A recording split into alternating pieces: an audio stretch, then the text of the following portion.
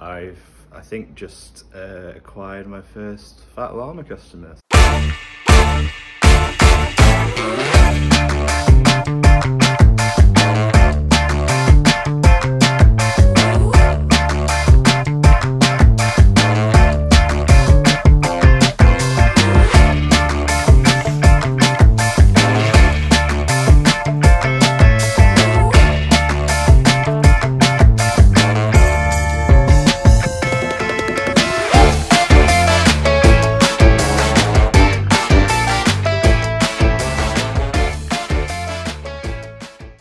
Hey everyone, and welcome back to the Silly Million YouTube channel. So where am I at this week? So you'll have seen in the video intro there someone cycling away on a bike. That wasn't me, and I'll explain what that was later in the video.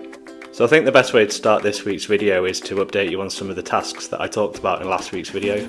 Those being the Amazon Mechanical Turk task and the usability testing. I think in this video, rather than going too much into what those are again, I'd recommend you watch last week's video. But for the purpose of this video, I'll just tally up what I've made on those platforms again in the last 7 days. So for this week, I decided to slow down slightly on the Mechanical Turk tasks because the usability tasks were paying me a lot more. Mechanical Turk in general is a little bit more time consuming for less payout, so I figured to maximise my time that I'd focus more on those usability testing platforms. Despite that, I did focus on a few different tasks on the Mechanical Turk platform, and I still managed to make $7.47. And you know what, I feel like that would still cover a couple of coffees throughout the week, or even nearly your kind of Amazon monthly subscription or something like that.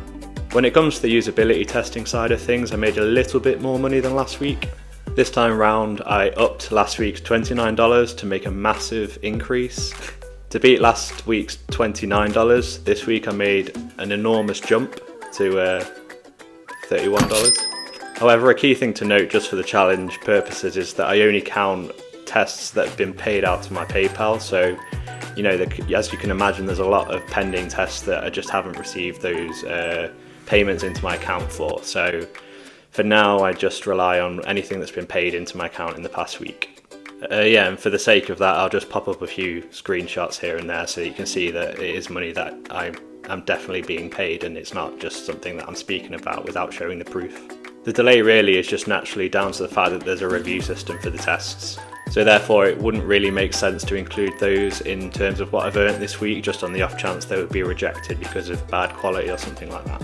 Also, to touch upon some of those passive income streams that I talked about last week, I've made 46 cents from the Brave browser, and I've made about 40 cents from Honeygain. Nothing crazy, I know, but it all just adds up to the challenge, and if you times that by, say, 2 years, that could be £100 that you didn't have if you didn't do this. In terms of Nielsen Online rewards that I mentioned last week, I still haven't had an official payout to my PayPal account. However, I'm expecting to withdraw some of that money next week, and I'm looking around $5 worth going to my PayPal account. So now I bet you're all wondering, why did I give my bike to some random person who I then filmed going down the road? Well, this is the main new hustle for this week. When I was doing some research into what to add to this week's video, I came across a platform called Fat Llama, for those of you that didn't quite understand what I said at the start of the video. Fat Llama is the trusted marketplace for basically just renting anything that you want to rent out to strangers to make a little bit of money on the side. You can basically rent out your things for extra money, or rent from others to save money, as it tends to be cheaper than if you were to buy from an official business or something like that. The advantage that you get with Fat Llama is that it's a positive for all parties involved. As a renter like myself, I can rent out my stuff that's lying around for a little bit of extra cash on the side. And like I said before, the renter themselves gets a little bit more money off based on the fact that you don't tend to charge too much on the platform as a renter.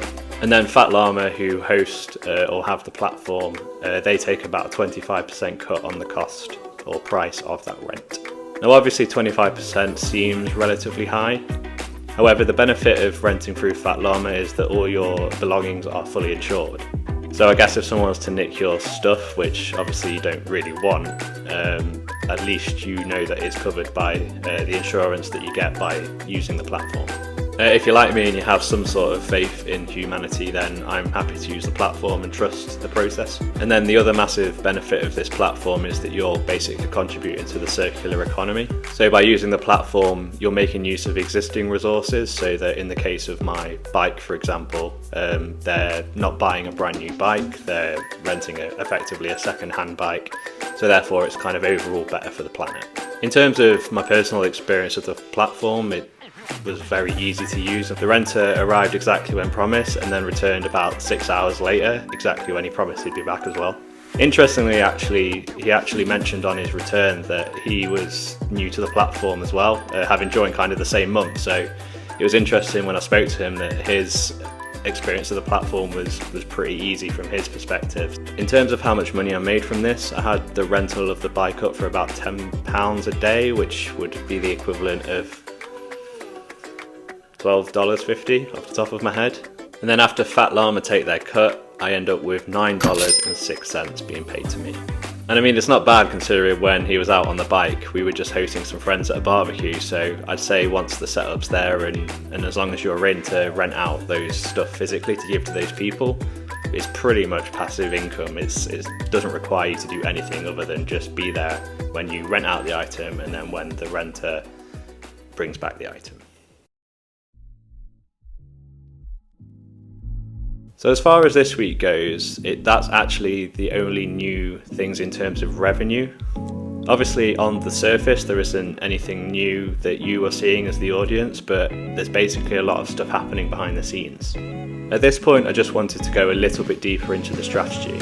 I've been developing it a little bit more over the first video a couple of weeks ago, so I just want to give you an update on my thought process at this point.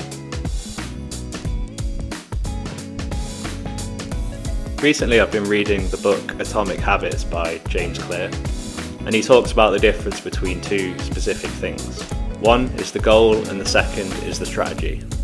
Obviously the goal of this challenge is to make $1 million in 1,000 days, but the strategy itself is much more complicated than just the goal being something that I'm aiming to achieve. Apart from the three overarching strategies that I mentioned in one of the earlier videos, which is consulting, side hustles and investing, there is a lot of behind the scenes groundwork that goes into making a challenge like this possible. And recently I've had a couple of people say to me, how much do you actually have to make per day to make $1 million in 1,000 days? Well, the maths itself is fairly simple. You have to make $1,000 every day for 1,000 days. I guess when I give that answer, naturally there's a little bit of a gulp or a oof, good luck kind of thing from them, particularly because around this point I should be on about $14,000, so obviously I'm lagging far behind that right now. But the reason I bring up the book Atomic Habits is that James Clear goes into kind of the mindset and approach that you need to take on a challenge like this. In his book he talks about something called the plateau of latent potential.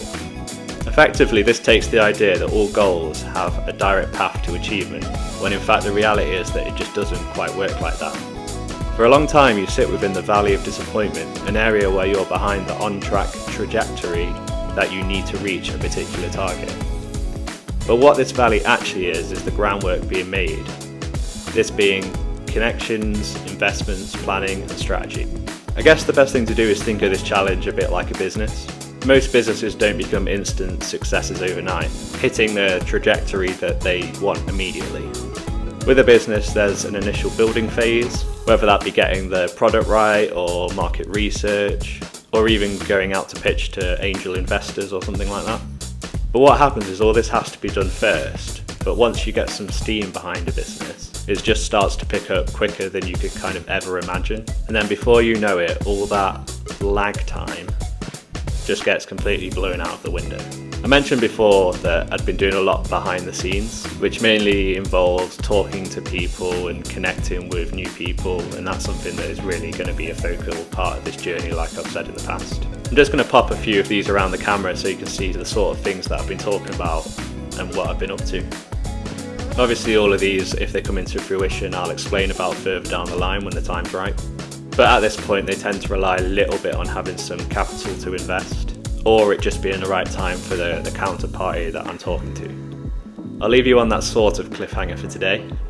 Like always, feel free to like and subscribe, and remember, it's okay sometimes to be a little bit silly.